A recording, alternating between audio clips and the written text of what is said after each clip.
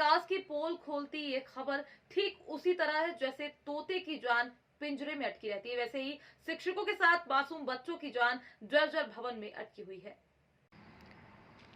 MP 24 घंटे news की team ने खाचौद ब्लॉक के आखिरी सीमा पर स्थित स्कूलों का दौरा किया, जहां सरकार के मुखिया और उनके जवाबदार नुमाइंदे के शिक्षा के लिए किए गए विकास कार्यों के विकास की पोल खोल दी, जहां गरीब किसान मजदूरों के बच्चे, जिनके अभिभावक भी मजबूर होकर बच्चों को भेज रहे हैं। आपका प्रहलाद जमादार। ये जो ब्राह्मण खेड़ी खुर्द स्कूल है, कौन सा स्कूल, क्या है इसकी स्थिति? ये ब्राह्मण खड़ीकोट तहसील खाचरो आता है। ये खाचो तहसील में आता है। तो इसकी स्थिति आप देख रहे हैं, पीछे वो ब्राह्मण खेड़ी का सब बालिका शौचालय बना हुआ है स्कूल का। उस शौचालय को आज तक साथ खुला नहीं, पोता हुआ नया दिख ये रहा सर है। खुला हुआ तो है, लेकिन वो पास में जो मकान बिल्डिंग बनी हुई है वो गिर गई है। ये स्कूल भवन ही आपके पीछे खड़ा, ये बिल्डिंग बहुत दिख रही है। ये बिल्डिंग 2003-4 में आई थी शायद। हाँ, ये बनी हुई तो क्या गिरने जैसा हो रहा था, बरसात में ये छत भी गिरने मतलब इस पे प्लास्टर भी नहीं हुआ।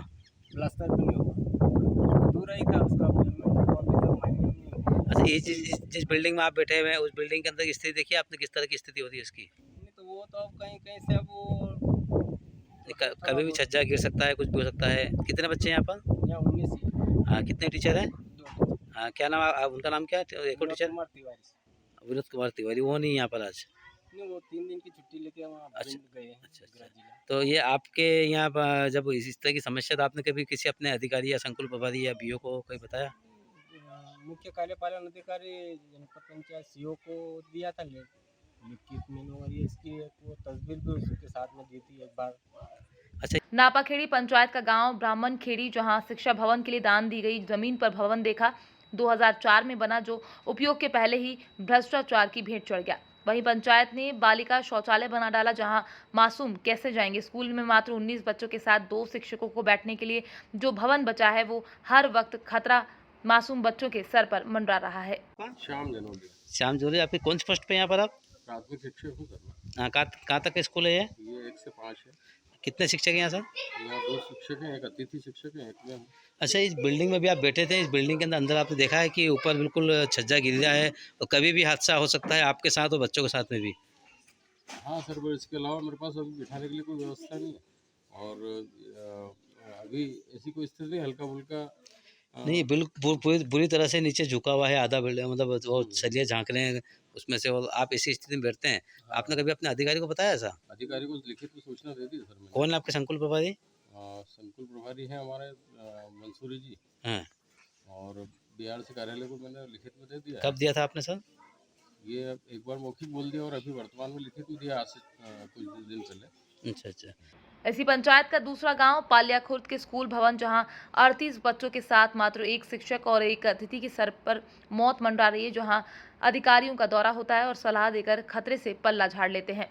पंचायत नापाखेड़ी में भी शिक्षा भवन की हालत जर्जर हो रही है, जहां गांव में सरपंच सचिव का रोज दौरा होता है। ऐसे ही हाल संकुल भवन घिनौदा का भी है, जहां संकुल अधिकारी का भवन भी जर्जर हो रहा है। ऐसे कितने ही गांव हैं जहां शिक्षा भवन की राशि को बंदर बांट लगाकर भ्रष्टाचार हुआ और शिक्षा आज खतरे से बाहर नहीं है। भवनों और मध्याह्न भोजन में डाका डाल रहे हैं, और अब वर्तमान सरकार जो पिछले 2004 से मध्य प्रदेश में शिक्षा का स्तर सुधारने का ढिंढोरा पीट रही है, लेकिन बड़ा सवाल ये है कि पिछले कई सालों में इस तरह के स्कूल भवनों में मासूमों की जान खतरे में है और जवाबदारों के पास कोई ठोस जवाब नहीं मिला। आखिर कौन दोषी है इन हालातों के, जहां शिक्षा भी भय के साए में मिल रही है? हमने जवाबदारों से जवाब मांगा, लेकिन ठोस जवाब नहीं मिला। खाचरोद से चंद्रभान सिंह देवड़ा की रिपोर्ट। जिस तरह से अभी आपने नापाखेड़ी पंचायत के अंदर स्कूलों की हालत देखी है, जर्जर भवन है और बच्चों के लिए स्थिति जान खतरे में पड़ी हुई है, तो किस तरह से शिक्षा विभाग काम कर रहा है, और किस तरह से शिक्षा विभाग बच्चों की सुरक्षा और शिक्षकों की सुरक्षा को लेकर काम करता है? हमारे इसमें प्रतिवर्ष यूडाइस प्लान बनता है, जिसमें मेंशन किए जाती है और उसके आधार पे जो है राशियाँ स्वीकृत होती है। फिलवक्त अभी मैंने गिरीश जी तिवारी साहब से बात करी है, और उन्होंने निर्देश दिए हैं कि जो बीआरसी के तोमर साहब इंजीनियर हैं, उन्हें भेज करके तीनों जगह से एस्टिमेट प्राप्त करें, और जो भी व्यय होगा उसकी राशि एक डायस भरते हैं, तो पिछले कई सालों से डायस पे वो बिल्डिंग की हालत, कमरों की हालत, कच्चा भवन पक्का भवन जाता है, लेकिन अभी तक किसी ने सूझ नहीं ली शिक्षा विभाग ने, और ना कोई जवाबदार जनपद है या पंचायत है, कोई जवाबदार नहीं इसके। वो क्रम आता है, इसमें क्रम के अनुसार चयन होता है, लेकिन आपके ध्यानाकर्षण से निस्संदेह इसमें सफलता प्राप्त होगी और तोमर साहब को भेज के हम करवाते हैं। कोई कार्रवाई नहीं हो रही है। आप इतने साल से विधायक रहे, आपने क्या प्रयास किए गए इसके लिए? निश्चित रूप से देखें तो अभी ग्रामीण क्षेत्रों की जो शासकीय बिल्डिंगें हैं उनकी हालत अभी काफ़ी गंभीर हो रही है। अभी बीच में हमने बड़ौदा, आप जहाँ नापाखेड़ी बता रहे हैं, उनकी कुटलाना और अन्य स्थानों पर भी हमने जो ग्रामीण क्षेत्र में निरीक्षण करने जाते हैं तो बहुत सी जगह बिल्डिंगें अभी जर्जर अवस्था में हो चुकी है। जहाँ तक बिल्डिंगों के विकास कार्यों की बात है, हमारे कार्यकाल में जब केंद्र सरकार थी, मनमोहन सिंह जी जब केंद्र सरकार से बहुत सा बिल्डिंगों के लगातार पैसे आते रहते थे, परंतु जब से भी हमारे मोदी जी सरकार बनी, जब से वो बिल्डिंगों के लिए पैसा आना बंद हुआ है।